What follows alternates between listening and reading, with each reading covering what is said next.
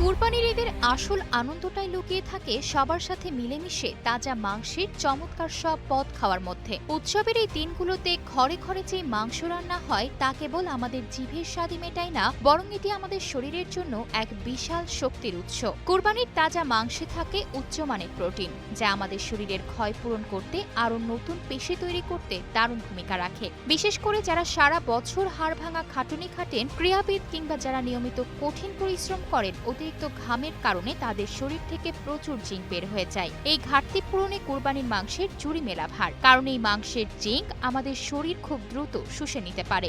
শরীরে যে কোনো পোড়া, ঘা বা ক্ষত দ্রুত সারতেও এই জিঙ্ক ভীষণ দরকার।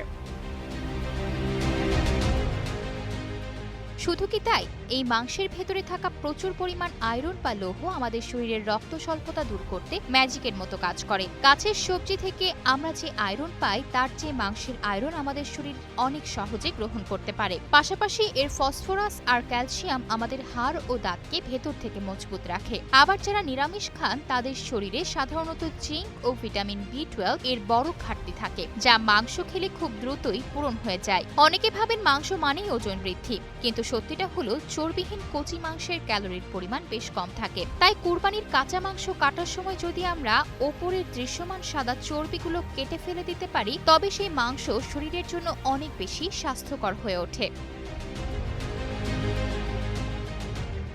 তবে আনন্দের এই জোয়ারে স্বাস্থ্য সচেতনতা ভুলে গেলে কিন্তু বিপত্তি ঘটে। কুরবানির মাংস খাওয়ার সময় সবচেয়ে বড় ভুলটা হয় অতিরিক্ত তেল, চর্বি, ঘি আর মশলা দিয়ে ভুনা বা রেজালা তৈরি করা। এই অতিরিক্ত তেল মশলা মাংসকে ভারী করে তোলে, যা পরে বদহজম, গ্যাস্ট্রিক আর বুক জ্বালার কারণ হয়ে দাঁড়ায়।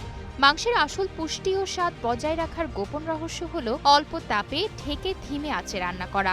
রান্নার আগে একটু কাঁচা পেঁপে বাটা, সিরকা বা টক দই মাখিয়ে রাখলে মাংস যেমন দ্রুত গলে নরম তুলতুলে হয়, তেমনি তা সহজে হজমও হয়। ঈদের দিন খাওয়ার টেবিলে মাংসের রাজত্ব থাকলেও সুস্থ থাকার আসল চাবিকাঠি হলো পরিমিতিবোধ। আপনি যখন আনন্দ করে মাংস খাচ্ছেন, তখন কোষ্ঠকাঠিন্য আর পেটের সমস্যা থেকে বাঁচতে প্রতি বেলায় মাংসের সঙ্গে অবশ্যই কিছু শসা, লেবু বা সবজি রাখুন। খাবার শেষে চিনি ছাড়া এক গ্লাস লেবু শরবত, টক দই এবং একটু বোরহানি আপনার হজম প্রক্রিয়াকে অনেক সহজ করে দেবে। উৎসবের আনন্দ তখনই সুন্দর হয় যখন আমরা সঠিক নিয়মে ও পরিমিতভাবে খেয়ে নিজেদের শরীরটাকে সুস্থ রাখতে পারি।